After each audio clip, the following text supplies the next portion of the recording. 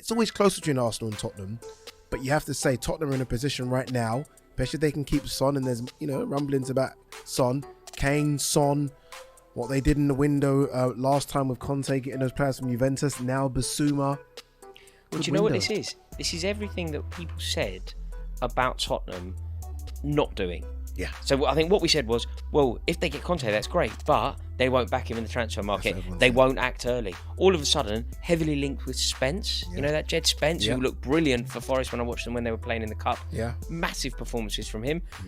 Linked with Richarlison. Yeah. Who would be a great option. When you think about their forward line, when you think about where their goals come from, do you add Richarlison to that? I feel like Richarlison's very much a Conte player as well. I'm still a bit like that with Richarlison. I don't know what it is. And to be fair, look, the back end of last season for Everton got quite a few goals, important goals, and became almost their main man, right? Their talisman. He's broken into the Brazilian squad. He will go to Qatar. There's no doubt about it. They seem to love him there as well. He plays on the left. Son plays on the left. Can they do a bit of shuffle where he maybe goes to the right? Is he going to try and go through the middle when Kane's not there? I don't know. But look, the fact that they've got those options with him there, and you add Lucas Moura there, they've got a decent lot going forward now. Sometimes it's just that though, isn't it? Like, when people say, oh, but where will he play? Will he get in the team? He's not better than Son. So sometimes it's just about elevating the entire squad and having a Brazilian international who we know is a good player, who's Premier League proven, who I think could work really well with Conte. Naughty about him.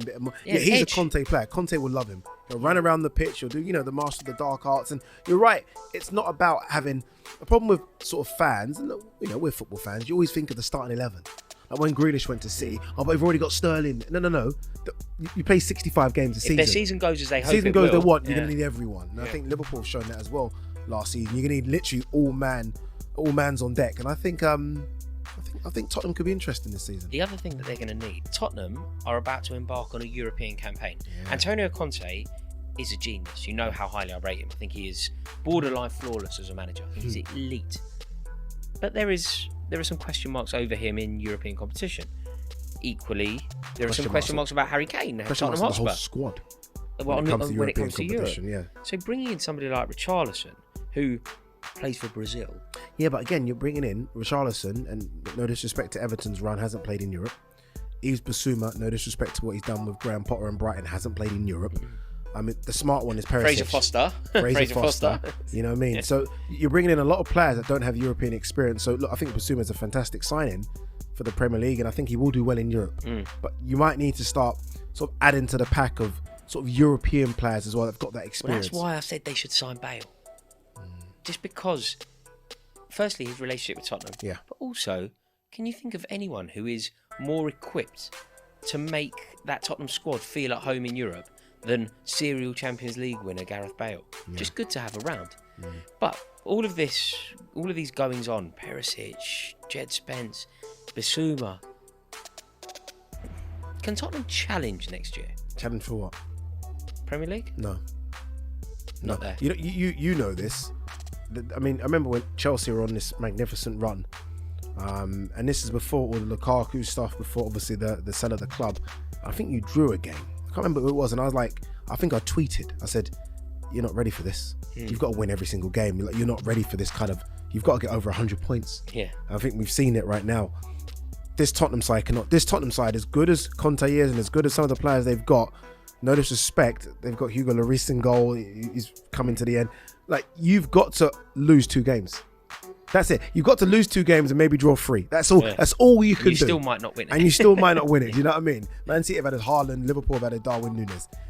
There's a lot you've got to do. So I think they could, depending on Chelsea, start their season, they could maybe challenge Chelsea. They could for that top 3 spot. But I think the first 2, I think they're still far too. The managers, the squad depth, the kind of players they've been linked with already. I think those 2 are gone. But I think Tottenham might win a trophy. Do you know what they might win a trophy? They could, they might could win end that 08 hoodoo, couldn't they? They could. Do you know what else they've already done? Look, Arsenal could equalise this. But what they've done is, if you think Tottenham and Arsenal pretty much last season were neck and neck. Yeah. By the end, they were neck and neck. Tottenham ended up getting the top 4 space, but pretty much neck and neck. They've gone into this summer, and Tottenham have used the success of last season as a springboard to pull away from Arsenal. Arsenal now need to catch up. Arsenal need to sign Tielemans, make sure that they go and sign another striker. Yeah. Because they can't go into a season relying on the goals from Eddie and Nketiah. So big things need to happen at Arsenal for them to have any chance to challenge for top 4 again, don't they? I think the biggest problem that Arsenal have, as opposed to Tottenham, and look, we've said this time and time again, is that Tottenham have genuinely, without a shadow of a doubt, 2 world-class players. Like, shadow of a doubt. Son and Kane are incredible. Son might be above Kane, by the way, right now. I think Son's incredible. Golden Boot winner. Maybe doesn't get the respect he deserves. Wasn't part of the PFA Player of the Year team, etc., etc. They've got that. For as good as Arsenal are, there's no one in the Arsenal squad that's even near who's near world class? You know what I mean? In boxer terms, they've got European class players and British level. There's no world class fighter in that squad. There isn't. Whereas Tottenham have got 2, and they've got a manager that's in it. Top 5. Yeah. He's a top 5 manager. You know what I mean? So Tottenham are doing good, man. Honestly, I think people should look out for Tottenham because they started so bad. Think how bad Tottenham started this season. Yeah. Think how bad it was. Yeah. Kane looked like he was going to go.